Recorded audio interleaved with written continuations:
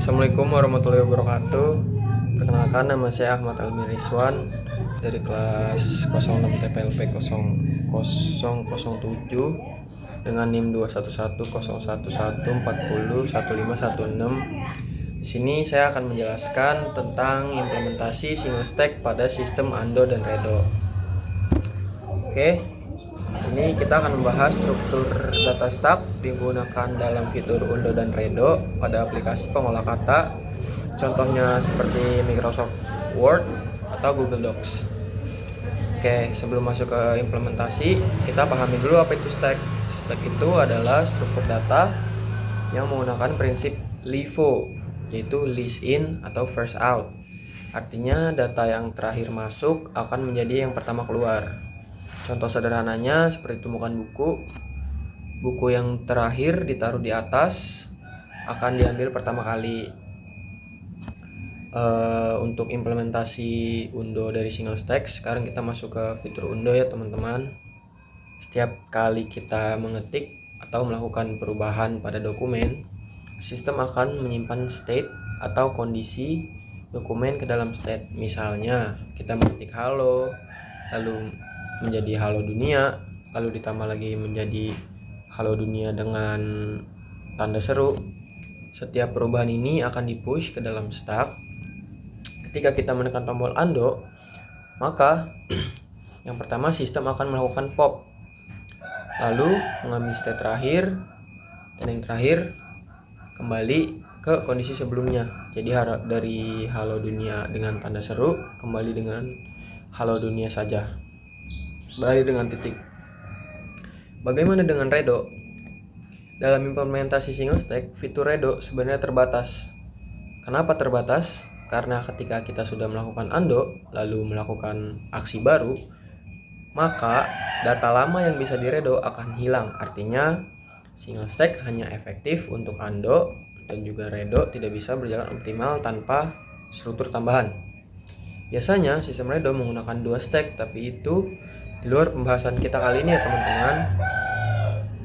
Jadi kesimpulannya yang bisa kita simpulkan dari materi yang sudah kita bahas, stack digunakan karena sifatnya LIFO atau yang seperti tadi kita sudah baca ya. LIFO itu yaitu least in atau first out. Lalu fitur Undo bekerja dengan push dan pop. Yang ketiga, single stack cocok untuk Undo sederhana. Dan yang terakhir, memiliki keterbatasan dalam menangani Redo. Oke, itulah penjelasan singkat tentang implementasi single stack pada sistem Undo dan Redo. Semoga membantu kalian memahami konsep stack dalam kehidupan nyata ya teman-teman. Terima kasih sudah menonton. Saya Ahmad Albian Rizwan. Bila ada salah kata mohon dimaafkan. Terima kasih. Halo semuanya, saya Desidana Cilamo Mataska dari kelas 03 TLP 002 dengan NIM 2410114150306. Di sini saya ingin melakukan presentasi untuk mata kuliah struktur data yang diampu oleh Bu Ines, di mana saya akan mempresentasikan materi linear queue dengan judul implementasi linear queue pada sistem antrian kendaraan di gerbang tol. Nah, gerbang tol sendiri merupakan fasilitas infrastruktur yang memerlukan manajemen arus lalu lintas yang efisien. Di sini kita menggunakan struktur data queue atau antrian yang dimana untuk memastikan kendaraan dilayani secara adil sesuai urutan kedatangan dan juga agar tidak terjadi yang namanya penumpukan tidak teratur. Nah, sistem ini sendiri kita menggunakan prinsip FIFO atau first in first out, di mana kendaraan yang pertama kali masuk ke jalur antrian adalah kendaraan pertama yang melakukan transaksi serta dilayani di gardu tol dan lalu keluar dari antrian. Dalam implementasinya terdapat 3 komponen teknis utama, yaitu area kendaraan, di mana dia berfungsi sebagai wadah atau slot untuk menyimpan identitas kendaraan dalam antrian. Contohnya seperti plat nomor atau mungkin identitas unik kendaraan, yaitu radio frequency identification atau RFID. Nah, untuk pointer front sendiri dia menunjuk kepada kendaraan yang berada di posisi paling depan yang sedang melakukan transaksi di gerbang. Sedangkan untuk pointer rear dia itu merujuk kepada posisi kendaraan terakhir yang baru saja masuk ke dalam jalur antrian. Nah, proses dalam sistem ini itu dibagi menjadi dua operasi utama. Yang pertama itu adalah operasi NQ, terjadi saat sebuah kendaraan memasuki jalur tol. Sebelum data dimasukkan, sistem ini tuh melakukan pengecekan kondisi penuh. Jika rear-nya belum mencapai batas maksimal, maka rear-nya akan bertambah 1 atau rear plus, double plus lah. Dan data kendaraannya bakal dicatat oleh sistem. Lalu yang kedua ada operasi DQ, terjadi setelah kendaraan selesai melakukan pembayaran. Kendaraan tersebut keluar dari antrian dan pointer front akan bergeser ke indeks berikutnya, di mana dia akan melakukan proses kendaraan yang di belakang setelah yang bagian depan, istilahnya untuk memproses kendaraan di belakangnya. Nah, di sini ada kondisi overflow. Dalam skenario ini, si overflow ini bakalan terjadi jika fisik jalur antrian sudah mencapai kapasitas maksimal, misalnya 10 atau 15 kendaraan. Nah, sistemnya ini bakal ngasih sinyal atau lampu merah di pintu masuk antrian karena si rear sudah mencapai max -1. Nah, pentingnya ini untuk ngebedain yang namanya operasi dan status ya. Meskipun dalam simulasi saya membahas 3 poinnya, yaitu NQ, DQ, dan juga overflow. Nah, secara struktural itu hanya NQ dan DQ yang menjadi proses merupakan operasi aktif, di mana dia itu merujuk pada yang namanya perubahan data, yaitu in dan out. Sedangkan overflow adalah status kondisional pada sebuah mekanisme proteksi untuk mencegah apakah si operasi NQ aman untuk dijalankan atau tidak. Sekarang mari kita observasi langsung bagaimana logika linear Q ini jika diimplementasikan dalam kode program. Di layar kita bisa lihat struktur utuh dari simulasi antrian gerbang tol kita.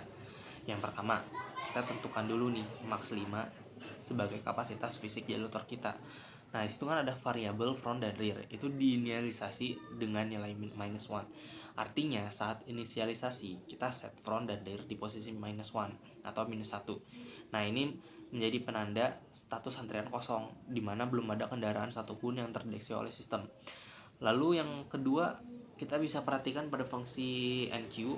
Sebelum kendaraan masuk, di sana ada baris if, yaitu rear equal to max -1. Ini adalah pengecekan status overflow yang kita bahas tadi. Jika kondisi ini terpenuhi, ya sistem akan menolak data.